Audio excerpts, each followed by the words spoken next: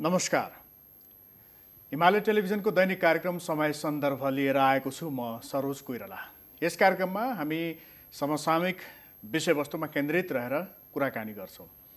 आजको सन्दर्भ छ कोरोना संक्रमण र त्यसले आर्थिक क्षेत्रमा पुर्याउने प्रभाव, असर आदि। अहिले कोरोना संक्रमणलाई नियन्त्रण गर्न भन्दै सरकारले लकडाउन गरेको छ नेपाललाई र यो पटक पटक थपिरहेको छ। यसबाट कोरोना संक्रमण कतिको नियन्त्रण भयो या यसलाई व्यवस्थापन गर्न कतिको सघाउ पुर्यायो त्यो विश्लेषणको छुट्टै पाटो होला, तर यसले आर्थिक क्षेत्रलाई असर पार्ने चाहिँ पक्का छ। नेपालको अर्थतन्त्र धराशायी हुने पक्का छ। यो नेपालको मात्र नभएर विश्वकै अहिले यही हालत छ। वास्तवमा अब यसबाट अगाडि बढ्नको लागि के गरिनुपर्दछ र यसै सन्दर्भमा अब चाँडै नै बजेट पनि आउँदैछ। त्यो बजेटले यसलाई कसरी सम्बोधन गर्नुपर्दछ आदि विषयमा केन्द्रित रहेर आज हामी कुराकानी गर्छौं। र आज हामीसँग स्टुडियोमा हुनुहुन्छ सनराइज बैंकका प्रमुख कार्यकारी अधिकृत जनक शर्मा पौड्याल। स्वागत छ सर यहाँलाई। नमस्कार, thank you so much. Thank you. हजुर आराम हुनुहुन्छ? एकदम ठिक छ हजुर। हजुर अहिले अब लकडाउन पनि छ हैन? हजुर। अहिले कसरी बसिरहनु भएको छ? आर्थिक क्षेत्रमा रहेका व्यक्तित्वहरू त अब धेरै व्यस्त रहने हैन? अहिले अब घरमा बसिरहनु परेको पनि होला। फेरि अब अनलाइनबाट घरबाटै काम हुन पनि नसक्ने त होइन। कसरी के गर्दै हुनुहुन्छ? अब अहिले अब सामान्यतया भन्दा अहिले लाइफस्टाइल, एक्टिभिटिज, दिनचर्या डेफिनेटली फरक छ। प्रोफेसनलहरूको मात्र होइन कि सम्पूर्ण जनजातिकै लाइफस्टाइल पुरा परिवर्तन भइसकेर आएको छ। यो कोभिड-19ले संसारभरि ल्याएको चाहिँ एउटा चाहिँ समस्या जुन छ, यसले चाहिँ मान्छेको खानपिन, लाइफस्टाइल, एक्टिभिटी सबलाई भोलि असर गर्ने देखिन्छ। जसरी हिजो थियो त्यसरी पर्सि आउला जस्तो लाग्दैन, पर्सि फरक हुन्छ। र आज चाहिँ हामीले अब के भने यस्तो सङ्क्रमणको बेला सबभन्दा महत्त्वपूर्ण कुरा के रह्यो भने यसले पार्ने क्षति, जस्तो आर्थिक कुरालाई यहाँले जोड्नुभयो, खास फोर्स पनि गर्नुभयो। आर्थिक क्षेत्रलाई प्रभाव त यसले पार्यो नै। हाम्रो देशलाई मात्र होइन, यो संसारैभरि यसले ठुलो आर्थिक क्षति परायो। डाटा र नम्बरको आधारले हेर्ने भने संसारलाई यसले कति वर्ष पछाडि लग्यो, हाम्रै देशलाई पनि कति वर्ष पछाडि धकेल्छ, त्यो कुरा डाटा पुरा एनालाइसिसहरू आउनु बाँकी नै छ। तर अहिलेको चाहिँ के छ भने हामीलाई त के भने अब जस्तो समस्या आए पनि त्यसलाई जुझ्न सक्ने चिज त मानव जातिलाई नै दिएको छ। त्यही भएर यो एउटा समस्या कोरोना जुन छ मानव जातिलाई नै एट्याक गरेको छ। हेर्नुहोस्, मानव जातिलाई बाहेक अरूलाई यो लाग्दैन। हाम्रो वरिपरि भएका घरपालुवा पशु पन्छी जनावर चराचुरुङ्गी कसैलाई लाग्दैन। उनीहरूबाट बरु हामी कहाँ सङ्क्रमण आउन सक्छ, मान्छेबाट अरूमा गएको छैन। किनभने मान्छेलाई ठुलो च्यालेन्ज दियो यसले। तिमी के खान्छौ, तिमी के गर्छौ, कसरी बस्छौ, दिनचर्या कस्तो छ, प्रकृतिको दोहन कसरी गरिरहेछौ, अब हेर सतर्क भऊ भनेर ठुलो लेसन दिएको छ। यसका धेरै पोजिटिभ एस्पेक्टहरू पनि छन्। खैर यसले चाहिँ हरेक देशमा, खास गरी विकास उन्मुखको हाम्रो जस्तो देशलाई चाहिँ धेरै असर पर्यो। अहिले अब हामी लकडाउनको झन्डै 2 महिना पुरा गर्दैछौँ। यो बिचमै धेरै उद्योग, कल कारखाना, व्यवसाय, व्यक्तिको दिनचर्या आर्थिक हिसाबले कतिपय केसमा त क्षतविक्षतै भयो। अब हजुरले जोडिहाल्नुभयो, आउने बजेटमा यस्ता कुराहरूलाई कसरी चाहिँ एउटा सुनिश्चितता दिन्छ ताकि एउटा व्यक्ति जो हरेक दिन आफ्नो हात खुट्टा 10 डङ्गरामा चाहिँ परिश्रम गरेर बिहान बेलुका ह्यान्ड टु माउथ गर्ने छ, त्यस्तोलाई यो बजेटले कसरी छुन्छ, त्यो कुरा एकदम महत्त्वपूर्ण छ। त्यो कुरा यी विषयमा हामी फेरि आउनुपर्छ। जान्छौँ। जस्तो अहिले यताबाट जाउँ न। जस्तो अहिले यो बन्दाबन्दीको समयमा हजुर ब्याङ्किङ क्षेत्रले कसरी सेवा दिइरहेका छन् अहिले, यताबाट जाउँ अब। ओके, अब ब्याङ्किङ क्षेत्र भनेको सबभन्दा महत्त्वपूर्ण र इसेन्सियल सर्भिसमा पर्छ होइन। इसेन्सियल सर्भिसमा परेको हुनाले यो चाहिँ टोटली लकडाउन भएर बन्द हुनु हुँदैन। राष्ट्र ब्याङ्ककै हिसाबले, गभर्मेन्टको हिसाबले यसलाई चाहिँ एउटा अति आवश्यक क्षेत्र भनेर पनि परेको छ। अब यसमा हामीलाई हिजोको जस्तो सहज रूपले ग्राहकलाई सेवा दिन सहज त छैन। तर के भने अब आयो टेक्नोलोजीको कुरा, अब आयो डिजिटाइजेसनको कुरा। हुन त्यो आजबाट सुरु भएको होइन, केही वर्ष पहिला नै सुरु भएको छ। How to go in digital economy र डिजिटल ब्याङ्किङको प्र्याक्टिस कसरी गर्ने भन्ने कुरा। यसमा सनराइज ब्याङ्कले डिजिटलका धेरै प्लेटफर्म र प्रोडक्टहरू पनि ल्याएको छ, ग्राहक सामु पस्किराखेको छ। धेरै ग्राहकले यसलाई प्रयोग गर्दै जानुभएको छ। अहिले चाहिँ के भयो भने हामी फाइनेन्सियल सेक्टरको ब्याङ्कर र व्यवसायीहरूले मात्रै रियलाइज नगरेर 3 करोड नेपालीले हो डिजिटल ब्याङ्किङमा जानुपर्ने रहेछ, आफै फिजिकल्ली ब्याङ्कको काउन्टरमा गएर अर्को व्यक्तिलाई भेटेर हात मिलाएर कारोबार गर्ने सुरक्षित होइन रहेछ र त्यो आवश्यक पनि छैन, किनभने घरमै बसेर मोबाइलबाट, घरमै बसेर कम्प्युटरबाट डिजिटल ब्याङ्किङ गर्न सकिँदो रहेछ, एउटा कार्डबाट एटिएमबाट पैसा निकाल्न सकिँदो रहेछ। ब्याङ्कमा फिजिकली जाने ट्रेडिसनल कन्भेन्सनल ब्याङ्किङ अब आवश्यक होइन रहेछ भन्ने कुरा हामीले बुझाउन नसकेको कुरा कोरोनाले 3.5 करोड नेपालीलाई अथवा भनौँ विश्वभरि नै बुझाइदियो।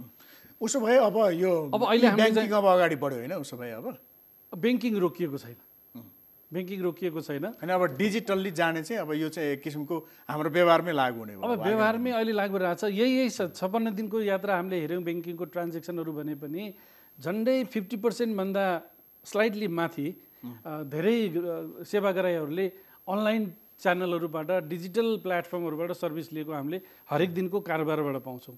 जस्तो कसैले मोबाइल ब्याङ्किङबाट पैसा ट्रान्सफर गर्नुहुन्छ, कसैले इन्टरनेट चलाउनुहुन्छ, कसैले चाहिँ एटिएमहरू क्रेडिट कार्डबाट पे गर्नुहुन्छ। यस्ता अभ्यास र प्र्याक्टिसहरू बढे। त्यसले गर्दाखेरि टच पोइन्टहरूबाट डिजिटल अल्टरनेटिभ डेलिभरी च्यानलबाट सेवा लिनुपर्छ भन्ने एउटा जागरण आयो।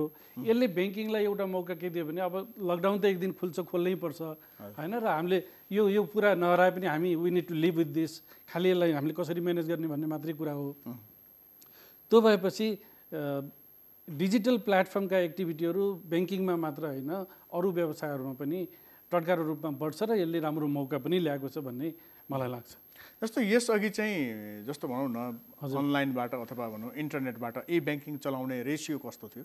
अहिले जस्तो 50% भन्दा केही माथि भन्नुभयो नि, यसअघि चाहिँ कतिको थियो? यो अगाडि चाहिँ लगभग 20-25% हाराहारीमा थियो रफली एभरेजमा हेर्दा। अहिले धेरै मान्छेले जसले चाहिँ भनौँ न काउन्टरमै गएर मान्छेलाई टेलरलाई भेटेर पैसा लिने कारोबार गर्नुहुन्थ्यो, उहाँहरूले अब त्यो जानै चाहनु यो जानु हुँदैन है, बरु यहीँ नजिकै एटिएम रहेछ कुन ब्याङ्कको छ, बरु पैसा अहिले त हाम्रो कुनै पनि ब्याङ्कको एटिएमबाट पैसा निकाल्दा फिस लाग्दैन। तर मान्छेहरूको सोचाइ के हो भने जानु हुँदैन, सकेसम्म छिर्नु पनि हुँदैन, ढोकामा छुइएला केमा छुइएला, एटिएममै जाउँ टक्क पैसा निकालौँ, त्यसपछि पनि एटिएम त अर्को व्यक्तिले पनि छोएको हुन्छ। कतिपय एटिएम बुथहरूमा सेनिटाइजेसनको व्यवस्था छ, नभए व्यक्तिले आफूले कतिले त बोकेर पनि हिँड्नुहुन्छ, नभए आफूले सेनिटाइज प्रयोग गर्नुहुन्छ, ग्लोभ्स प्रयोग गर्नुहुन्छ। त्यसरी यो अभ्यास गएको छ। त्यसले गर्दाखेरि यसले एउटा सफिस्टिकेसन, एउटा cost reduction, how to accelerate efficiency भोलिको दिनमा भन्ने कुराको यसले एउटा चाहिँ जन्म दिन सक्छ। त्यसले गर्दा यसलाई यसरी पोजिटिभली जस्तो यो क्रम अहिले जुन छ नि लकडाउन पछि अथवा फेरि सामान्य अवस्थामा फर्किसकेपछि फेरि पुरानै बानीमा आउला कि नआउला, कि यो अझ बढेर जान्छ? अब मेरो आकलन के छ भने यसले जुन किसिमले एउटा देशमा प्रभाव परेको भए, एउटा कन्टिनेन्टमा प्रभाव परेको भए हजुरले भनेको कुरा 100% राइट हुन्थ्यो। मान्छे आफ्नै जेमा अकस्टम्ड भइरहेछ त्यही चिजमै जान्छ, त्यही नै चाहन्छ भन्ने कुरा हुन्थ्यो। तर अहिलेको दिनचर्या के भयो भने हरेक व्यक्ति जुनसुकै लेभलको पनि एउटा सतर्कता के छ भने चिनेको होस् नचिनेको होस्, आफ्नै नातेदार होस्, भाइ भतिजै किन नहोस्, हात मिलाउनु हुन्न, छोइनु हुँदैन, ऊ कहाँ कहाँ भेटेको छ, कसलाई कसलाई छोएको छ भन्ने दिमागमा चेतना आइसकेको छ। घरमा बोलाउने, ग्यादरिङ गर्ने यो प्रवृत्ति एक किसिमले अहिले त अलाउ नै छैन, तर पनि हराइसक्यो। र भोलिको दिनमा पनि केही वर्षपछि केही चिजहरू आउला, त्यति बेला त हाम्रो यस्तो इराडिकेसन र टोटल भ्याक्सिनेसन मेडिकेसन पनि आउला होइन। त्यसले गर्दाखेरि मलाई लाग्छ मान्छेले टोटल्ली बिर्सेलान् जस्तो लाग्दैन। सेन्चुरी पछिको कुरा चाहिँ जस्तो 90 सालको भुइँचालो हामीले सम्झिन्थ्यौँ, सुन्थ्यौँ, अहिले आफै भोग्यौँ, त्यस्तै कुरा भएर जाला पछि। तर यसले लाइफस्टाइल र दिनचर्या र एक्टिभिटीहरूमा परिवर्तन ल्याउँछ जुन सकारात्मक हुन्छ। वास्तवमा एकदमै आपसमा संसर्ग गर्ने, छोइने, जोड्ने, जुठो खाने अथवा यी जुन छन् नि हाम्रा हात अँगालो हालेर हिँड्ने, यी चिजहरू ठिक होइन, अलग्गै हुनुपर्छ। एभ्री वान इज जसरी इन्डिभिजुअल इन्डिपेन्डेन्ट हुन्छ त्यसरी हाम्रो सबै कार्यहरू समाजमा पनि त्यसरी नै हुनुपर्छ र कुनै पनि व्यक्ति कोहीसित पनि छोइनु हुँदैन भन्ने एउटा चाहिँ यसले जागरण ल्याउँछ, जुन कुरा ठिक हो। अलिकति हाम्रो पूर्वीय सभ्यता अथवा हाम्रा चालचलनहरू जे छन् त्यो अब अहिले संसारले नमस्कार गर्न थाले नि अहिले। अवश्य अब हेर्नुहोस् त, त्यसलाई अब हामीले अझै अगाडि बढाउनु पर्ने देखियो। जस्तो अब आर्थिक क्षेत्रमा असर परेको छ भन्ने कुरा त यहाँले सुरुवातमा अलिकति उठाउनु। अब जस्तो अहिले लकडाउनका कारण चाहिँ ब्याङ्क अरू क्षेत्रहरू, ब्याङ्किङ क्षेत्र बाहेकका अरू क्षेत्रहरू जस्तो रेस्टुरेन्ट, होटल, पर्यटन क्षेत्रसँग सम्बन्धित विभिन्न सेक्टरहरू होइन, यी सबै बन्द छन्। अब यी पनि अगाडि आउनको लागि समय लाग्ला। यी क्षेत्रहरूमा वित्तीय संस्थाहरूको लगानी कति छ र अब यसको व्यवस्थापन कसरी हुन्छ? विशेष गरेर वित्तीय क्षेत्रले यसको आफूले गर्नुपर्दाखेरि यसको व्यवस्थापन अब कसरी गर्ने? अब यो एउटा जटिल कुरा छ र तर यसको जति जटिल छ त्यति जटिलता साथ होइन, सहजसाथैलाई व्यवस्थापन त गर्नुपर्छ। सबभन्दा पहिला हजुरले भनेको जस्तो प्रभावित क्षेत्र भनेको होटल, टुरिज्म, एयरलाइन इन्डस्ट्री नै भयो होइन। हुन त आजको दिनमा सबै क्षेत्रमा यसले प्रभाव पारेको छ। प्रभावको डिग्री फरक छ, त्यस कारण कसलाई कुन किसिमको राहत अथवा सुविधा दिनु पर्ला भन्ने कुरा अहिले चाहिँ अब ग्याम्बेमा सबलाई चाहिँ बास्केटमा यति भनेर भन्नुभन्दा पनि कसको असर कति छ त्यो आधारमा हुनुपर्छ एउटा कुरा। र अर्को कुरा के भने हो, ब्याङ्कहरूको लगानी टुरिज्म सेक्टरमा, होटल सेक्टरमा राम्रो मात्रामा छ। केही नभए पनि भनौँ 35 खरबको लगानीमा 30-32 खरबको लगानीमा 4-5% भए पनि इट्स अ ह्युज अमाउन्ट। अब त्यो व्यवसायहरू कसरी अगाडि आउँछन्, फेरि उनीहरू कसरी अगाडि आउँछन् भन्दा पनि यो कोभिडको त्रास जुन छ यसको इराडिकेसन र यसको भ्याक्सिनेसन कहिले आउँछ। अनि त्यसपछि मान्छेलाई फेरि कन्फिडेन्स के हुनु पर्यो भने होटलमा जाउँ, खाउँ, वेटरहरू हुन्छन्, सेवा दिने व्यक्तिहरू हुन्छन्, किचनमा चाहिँ सेफ हुन्छन्, वेटर हुन्छन्, हरेक हुन्छन्। को कसरी सङ्क्रमित छ, प्रभावित छ, कहाँ छोइएको छ, कहाँ जोडिएको छ, कन्ट्याक्ट ट्रेसिङ गर्दै गयो भने त यो त एकदमै छाउँछ होइन। त्यो चिजलाई निराकरण गर्ने उपायहरू के हो? अब राज्यले गर्नुपर्ने कुरा पनि यही के छ भने टुरिज्म सेक्टर अब यी सब चिजलाई उतार्नको लागि अहिले त अब व्यवस्थापन गर्नलाई कसलाई कति लस पर्यो, वास्तवमा कोही चाहिँ जगेडा नाफाको कारणले लसमा गइसकेका छैन भने बिग्रेन होइन। किनभने यसपालि मलाई नाफा भएन भनेर पनि कसैले हेर्नु भएन। डुबेर कोही फेरि अगाडि आउन सकेको छैन भने सर्भाइभल प्याकेज के हो? धेरै देशहरूमा स्टिमुलस प्याकेज निकै एट्र्याक्टिभ किसिमले आए। भारतले पनि अब कति 20 लाख करोड रे, मलाई त्यो हिसाब निकाल्नलाई झन्डै 1 घन्टा लाग्यो। त्यो भने कति भन्दा 200 खरब रहेछ होइन। त्यसले गर्दाखेरि यस्तो स्टिमुलस प्याकेजहरू राज्यले सोचेको होला ल्याउनुपर्छ। अब यी सेक्टरमा भएको लगानीलाई सुरक्षा कसरी गर्ने, चलाउनु त पर्छ, किन इकोनोमीलाई त बढाउँदै जानुपर्छ। हाम्रो इकोनोमिक फ्रन्टियरहरू एक्सपेन्सन गर्दै जानुपर्छ। त्यसको लागि हामीले अब चल्दैन, अब सुक्यो डुब्यो भनेर त सिद्धिन्छ। यसको प्रभाव ब्याङ्किङ क्षेत्रमा चाहिँ के पर्छ? अब ब्याङ्किङ क्षेत्रमा त हेर्नुहोस्, सारा इकोनोमिकल एक्टिभिटीमा देशव्यापी रूपमा पर्ने प्रभावहरू कन्डेन्स्ड अथवा चाहिँ के भन्छ एउटा समष्टिमा ब्याङ्किङमा पर्छ। किनभने एउटा कारखाना छ, एउटा उद्योग छ, एउटा पसलले छ, एउटा फलफुल, एउटा तरकारी, एउटा ग्रोसरी, हरेक छ नि त देशभरि। त त्यो सबैलाई ब्याङ्कको लगानी होला, आफूले गरेको होला, बचत गरेको होला, ती सबैलाई पर्ने प्रभाव अल्टिमेटली ब्याङ्किङमा आउँछ। किनभने ब्याङ्क एउटा इन्टरमिडिएरी हो, फाइनेन्सियल इन्टरमिडिएरी। 3 करोड नेपालीहरूको झन्डै 35 खरब डिपोजिट सङ्कलन गरेर झन्डै 30-32 खरब लगानी देशव्यापी रूपमा उद्योग व्यवसायमा गरेको छ। त्यसमध्ये कति 4-5% हाराहारीमा होटल टुरिज्ममा गएको छ। अब त्यो सेक्टर प्रभावित भएर त्यहाँ क्यास फ्लो जेनेरेसन भएन भने होटलहरूको ओभरहेड कस्तो अहिले भएकै छ। बत्ती बाल्नै परेछ। अब 5 स्टार होटलहरूको आफ्नो स्ट्यान्डर्डको हिसाबले मेन्टेन गर्नुपर्ने हुन्छ।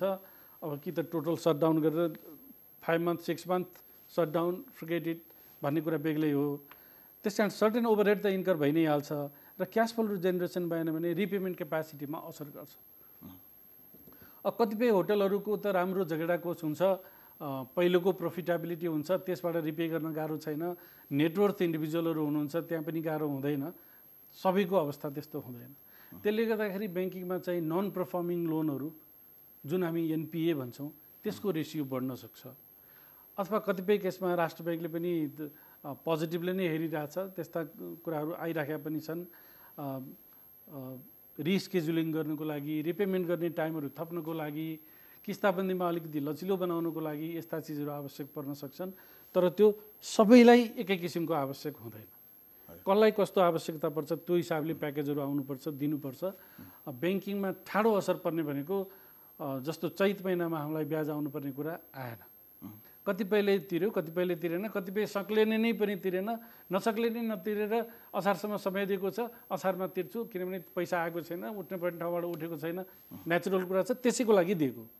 तर जससँग पैसा छ जसले तिर्न सक्छ त्यस्तोले नतिर्नु चाहिँ राम्रो होइन, त्यो राज्यप्रतिको अन्याय। यो त फेरि कसरी छुट्याउने त यो कुरा? अब त्यो तिर्न सक्ने होइन, नसक्ने त्यो त थाहा हुन्छ नि त। जस्तो हिजोको क्यास फ्लो कस्तो थियो, नेटवर्थ कसको कति छ, जगेडामा कसको के छ, को चाहिँ डिस्पाइट अल अल्स स्ट्यान्ड आउट हुनसक्छ, को चाहिँ 1 महिनाको चाहिँ तलमाथिले नै सडकमा जान सक्छ। यो त एनालाइसिस गरे हुन्छौँ हामी, थाहा हुन्छ। त्यसमा के भने 20 को 19 हुने कुरा बेग्लै हो, फरक पर्दैन। तर सक्नेले चाहिँ नतिर्ने कुरा राम्रो होइन, त्यो चाहिँ ठिक पनि होइन, फेयर पनि होइन, बेग्लै कुरा हो। त्यसैले यस्ता किसिमका राहतका प्याकेजहरू, पेमेन्ट डिले गर्ने, डिफर गर्ने, कन्सेसन गर्ने, यी कुराहरू छँदैछन्। ब्याङ्किङमा त यसले अब यो यसरी नै लम्बियो भने अब 10 दिन त थप्ने भन्ने कुरा के भइसक्यो।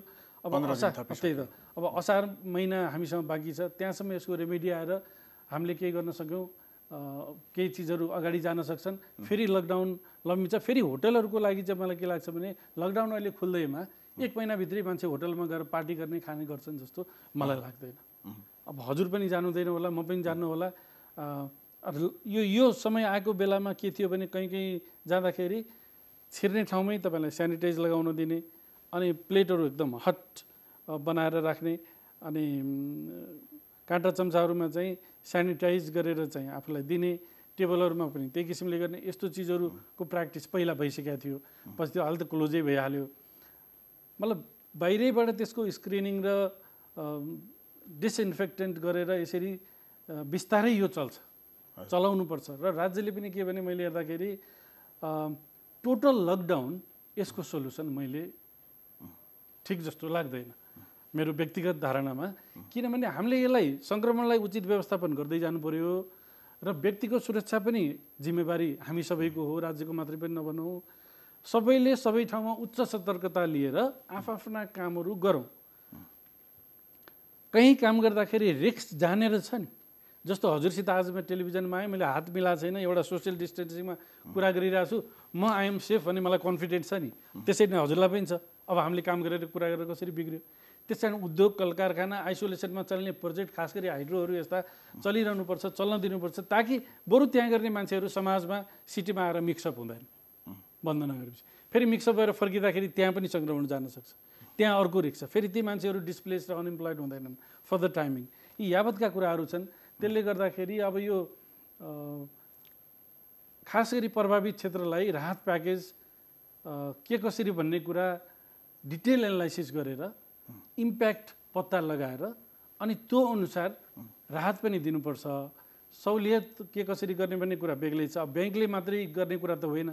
ब्याङ्कले 2% ब्याज छुट गर्ने भन्ने जुन राहतको कुरा आएको छ नि, हजुर, यो प्रभावित क्षेत्रहरूलाई, हजुर, यो यसको कार्यान्वयन कसरी हुन्छ, यसको व्यवस्थापन कसरी हुन्छ? अनि यसको व्यवस्थापन त सहजै छ। सेन्ट्रल ब्याङ्कबाट नियमन हामीलाई आइसकेको छ। चैत मसान्तको हिसाब किताबमा लोन बाँकी रहेको ग्राहकहरूको हकमा वैशाख 1 देखि असार मसान्तसम्म अथवा चौथो त्रैमासको ब्याज दरमा 2% छुट उपलब्ध गराउने भन्ने कुरा हो। यसमा केही अप्ठ्यारो छैन उसो भए? अनि यसमा अप्ठ्यारो छैन, तर यसमा चाहिँ सर्टेन विश्लेषणहरू भइराखेको यहाँहरूले पनि देख्नुभयो होला। हामीले ब्याङ्कर एसोसिएसनबाट पनि छलफल गऱ्यौँ। अब राज्यले दिने स्टिमुलस प्याकेज एउटा प्राइभेट बिजनेस अथवा ब्याङ्कले कसरी दिन सक्छ? त्यो आफ्नो ठाउँमा छ होइन। अब त्यो 2% को त लागू भइसकेको छ। त्यसमा पनि तर्क वितर्कको कुरा मात्रै जोड्दाखेरि के हो भने, जस्तो भुइँचालो गयो हामीलाई 72 सालमा, जसको घर भत्केर एउटा चाहिँ टहरामुनि अथवा पहरामुनि जानुपर्ने बाध्यता भयो नि मान्छेहरूलाई, कतिले त त्यो सेट पनि पाएनन् भन्ने हामी सुन्यौँ देख्यौँ। त्यस्तोलाई राहतको प्याकेज आयो।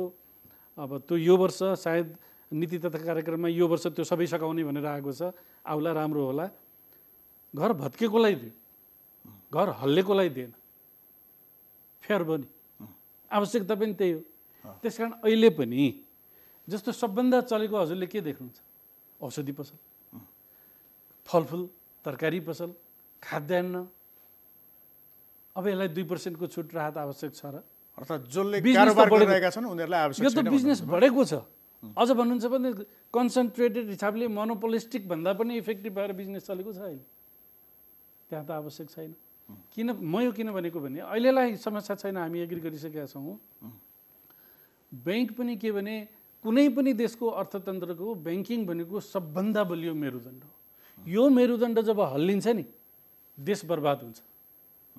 त्यहाँनिर क्वेसन गरेर यो चान्सेस लिने कुरा, जसरी हामी टेक नो चान्सेस भन्छौँ नि कोभिडको लागि, त्यसै गरी अर्थतन्त्रमा ब्याङ्किङलाई टेक नो चान्सेस।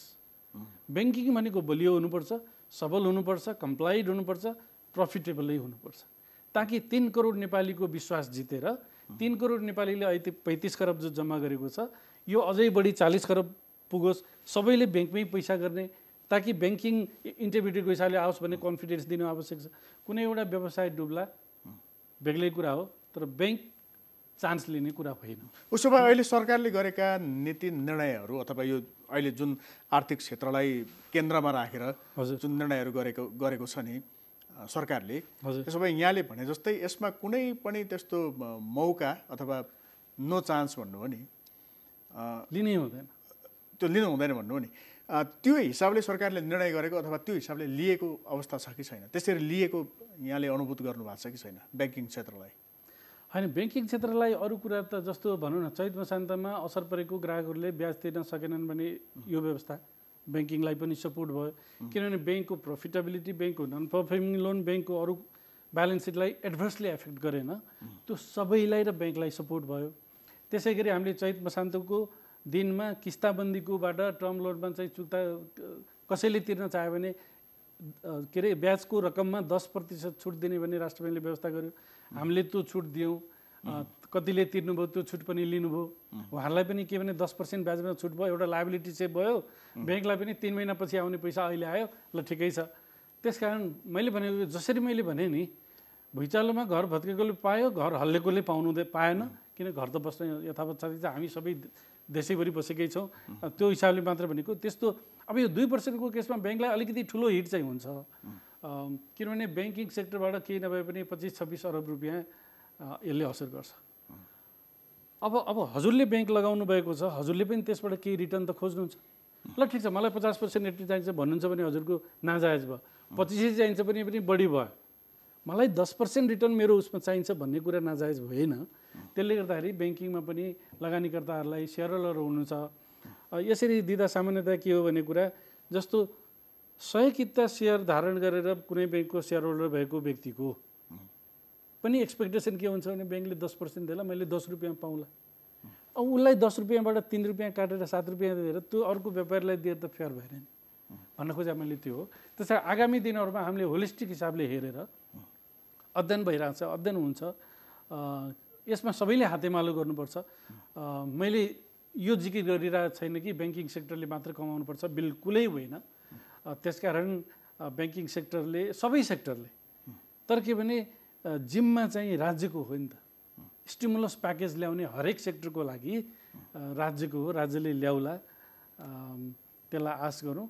तर हामीले ब्याङ्किङ सेक्टरबाट गर्न सक्ने, दिन सक्ने, हुन सक्ने कुरा हामी त 100% नियमनमा बस्छौँ। यो 2% ब्याजको जुन नीतिगत निर्णय छ, यसमा वित्तीय संस्थाहरूले, वित्तीय क्षेत्रले अथवा भनौँ न ब्याङ्किङ सेक्टरले त्यसमा केही प्लस आफ्ना ऋणीहरूलाई केही गर्न सक्ने अवस्था छैन उसो भए अहिले?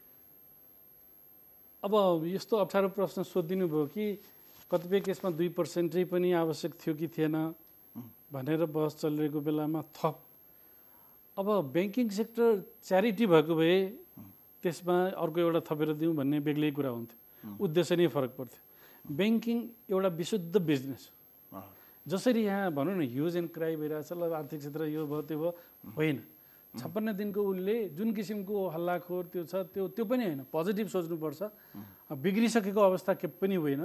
सबभन्दा पहिला हामीले यसको एउटा राम्रो बाटो निकालौँ, यो निर्मूल हुँदैन भने पनि यसबाट कसरी सुरक्षित भएर अगाडि बढ्ने बाटो बनाउँदा साथ त सकिहाल्यो। त्यसमा लगानी पर्ने कुरा राज्यले गरोस्, हरेक ठाउँमा जस्तो सार्वजनिक यातायात कसरी सुरक्षित गर्ने जनतालाई ट्राभल गर्नुको लागि भन्ने व्यवस्था त गर्न सकिन्छ नि। सिटभन्दा बढी नकोच्ने, हरेक सिटको चाहिँ स्टिलमा सेनिटाइज गर्ने, डिसइन्फेक्टेड बिहान चल्ने बेला गर्ने, मान्छेलाई चाहिँ गेट चढ्दैखेरि गेट बाहिर बसकोमा सेनिटाइजर लगाएर अगाडि जाऊ भन्ने हामी समाउँदै जान्छौँ नि। यी सब चिजहरू गरेर चलाउन सक्छौँ। सबै यो अहिले गर्न सक्ने अवस्था छ? अहिले नै गर्दा उपयुक्त हुन्छ र? होइन, अहिले नै गर्दा भोलि नै भनेर मैले भन्दैन, तर यतातिर नीतिगत हिसाबले सोचेर अगाडि त बढ्नु पर्ला नि त। जस्तो सुरुमा हामीले चाहिँ 2 हप्ता गऱ्यौँ, 2 हप्ता गऱ्यौँ, अहिले अब 10 दिनको लटमा गर्दैछौँ।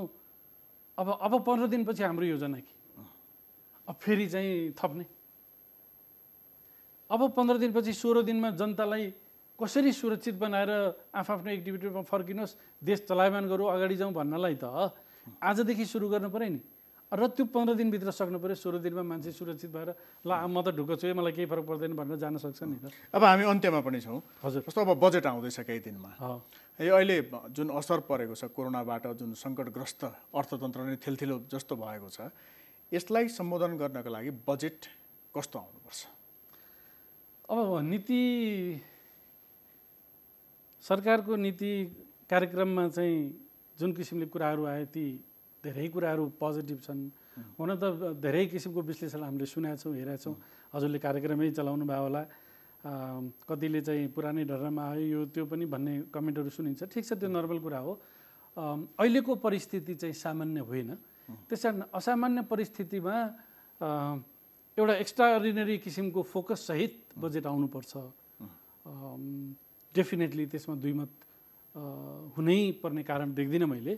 किनभने यो परिस्थिति, यो आर्थिक वर्ष, अघिल्लो आर्थिक वर्ष हामी जुन इम्बार्क गर्दैछौँ असाधारण परिस्थिति छ। त्यसले गर्दाखेरि फोकस र टपिकहरू व्यापक रूपमा चेन्ज हुन्छन्। हुन त त्यसमा भनौँ न स्वरोजगारको व्यवस्थाहरू, त्यसै गरी स्वास्थ्यको उसमा होइन, कृषिको केसमा बढाउने भनेर जुन आएछ ती पोजिटिभिटी आवश्यक छन्। देशमा अब के छ भने अब यो एउटा लकडाउन खोलेर भनौँ न संसारमा एउटा ट्राभलको पनि केही चिजहरू आउन थालेर एउटा चाहिँ खुल्न थालेपछि मलाई लाग्छ केही नभए पनि 10 देखि 15 लाखको बिचमा नेपालीहरू विभिन्न देशबाट फर्किन्छ। त्यसकारण रोजगारी दिनलाई गर्ने कि हाम्रा के योजनाहरू छन्, हाम्रो इम्प्लोइमेन्ट कहाँ छ, त्यसलाई कसरी सिर्जना गर्ने छ। रोजगारी सिर्जना गर्ने त्यस्ता रोजगारी सिर्जनामूलक परियोजनाहरू जुन हाम्रो देशको लागि आवश्यक छन्, देशको पूर्वाधारको लागि आवश्यक छन्, विकासको लागि आवश्यक छन्, त्यस्ता गऱ्यो भने को नेपाली कहाँ जानु पर्यो? आज संसारभरि सबले नेपालीहरूले बिचारै कोही अमेरिका, जापान, बेलायत, अस्ट्रेलिया जहाँसुकै होस्, नेपालै ठिक रहेछ, आफ्नै देशमा बस्नुपर्ने रहेछ। विदेशमा बसेर भएको रेस्टुरेन्ट पनि चलेन, एउटा कोठामा बन्द हाउसमा बसेर के मजा आएन नि। त्यस कारण यसले एउटा इनर्जी अब फर्काउँछ। उसो भए कोरोना सङ्क्रमण राज्यले अर्थतन्त्रलाई चलाउने एउटा शैली भनौँ, अथवा राष्ट्रिय जीवनका महत्त्वपूर्ण आर्थिक क्षेत्रहरू, विभिन्न सेक्टरहरूले अब बदल्ने शैली भनौँ, या एउटा व्यक्तिले अथवा परिवारले पनि पैसा कसरी चलाउने अथवा त्यसको चाहिँ परिचालन कसरी गर्ने भन्ने सिक्ने एउटा अवसर पनि हो यो। उसो भए डेफिनेटली यसलाई यसरी लिन सकिन्छ। उसो भए अब सनराइज ब्याङ्कको शैली चाहिँ परिवर्तन कसरी हुन्छ? अब के परिवर्तन आउँछ भनौँ न समग्र ब्याङ्किङ क्षेत्रमा समेत? अब मैले अघि नै भने अहिलेकै यो सङ्क्रमणमा मैले हेरिरहेको छु। मैले यो 56 दिन अगाडि हेर्दाखेरि भनौँ न सनराइज ब्याङ्ककै केसमा कुरा गर्दाखेरि सेवाग्राहीहरूले ब्याङ्कको वेबसाइटमा गएर के सुविधा छन्, अनलाइन इन्टरनेट कसरी गर्न सकिन्छ भनेर हेर्ने लाखौँ पनि कटेको थिएन भने अहिले यो 56 दिनमा 10 लाखले भ्यू गरेको मलाई रिपोर्ट आएको छ। भनेपछि के भयो भने सेवाग्राहीहरूले डिजिटल र अनलाइन मोडलहरूमा रजिस्टर गरौँ, इन्टरनेट ब्याङ्किङ ल्याउँ, मोबाइल ब्याङ्किङ ल्याउँ, घरबाटै र आफ्नो हातबाटै गर्न सकिन्छ, सुरक्षा हुन्छ, कहीँ केही रिक्सै भएन, सङ्कै भएन भन्ने किसिमका जुन छ यी कुराहरू सकारात्मक हुन्। त्यसले गर्दाखेरि प्याराडाइम सिफ्ट चाहिँ हुन्छ जस्तो लाग्छ मलाई। नेपालमा मात्र होइन, संसारैभरि र मलाई लाग्छ हात मिलाउने चलन पनि अब संसारैभरि निर्मूल त नहोला, तर कति ठाउँमा यस्तो गर्छन्, कति ठाउँमा यसो गर्छन्, कति अब धेरैले हामीले संसारभरि नमस्कार गरेको देख्यौँ। यो एउटा ठुलो चेन्ज हो। त्यसकारण अब शैली, सामाजिक शैली भनौँ न भोज भतेरकै कुराहरूदेखि लिएर सबै कुराहरू परिवर्तन आउँछन्। परिवर्तन सकारात्मक हुन्छन्। सुरक्षा हामीले बढाउनुपर्छ। हरेक रिस्क गेटहरूमा राज्यले सुरक्षाको प्रत्याभूति जनतालाई दिलाउनुपर्छ। त्यसमा कति बजेट खर्चिनु पर्यो, चाहे त्यो एउटा सामान्य साझा यातायातको गेटबाट बसभित्र चढ्ने कुरा होस् अथवा एउटा उद्योगमा गएर काम गर्ने कुरा होस्, एउटा सहकारी अथवा सरकारी अफिस चलाउने कुरा होस्, एउटा ब्याङ्क सञ्चालन गर्ने कुरा होस्, एउटा सिटीको कुरा होस्, ताइवान हेर्नुहोस्, साउथ कोरिया हेर्नुहोस्, सिङ्गापुर हेर्नुहोस्। ताइवानले त आज संसारको सबभन्दा चमत्कारिक काम गर्यो, किनभने नेक्स्ट नेबर भएर कल्चर कति त त्यहाँ सेयर हुन्छ पनि। अब 6 जना मात्रै डेथको कुरा छ, 400 पनि चाहिँ सङ्क्रमण छैन। वर्ल्ड हेल्थ अर्गनाइजेसनले नमुना भनेर चाहिँ त्यो पुरा चाहिँ इम्प्रेस गर्न खोजेको छ। त्यस्तो किसिमको संयन्त्र, त्यस्तै चिज उनीहरूले के भन्यो, हामीले सबभन्दा पहिला इन्फर्मेसन पायौँ, सतर्कता अपनायौँ, लागू गऱ्यौँ, अनि के पनि भएन। हामी कहाँ त्यो हुनु पर्यो, हामी कहाँ त्यो हुनुपर्थ्यो, अझै पनि हुनुपर्छ।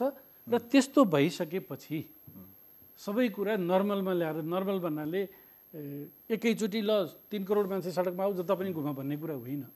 तर के पनि दिनचर्या चलाउने हिसाबले, अर्थतन्त्रलाई अगाडि बढाउने हिसाबले लकडाउन पर्पेचुअल बेसिसमा जानु, सहजीकरण र यसको निर्मलीकरण पटक्कै होइन। हामीले योसित फाइट गर्ने, निराकरण जहाँ जहाँबाट सर्ने ठाउँहरू हो त्यो ठाउँ निर्मूलीकरण गर्नु पऱ्यो नि।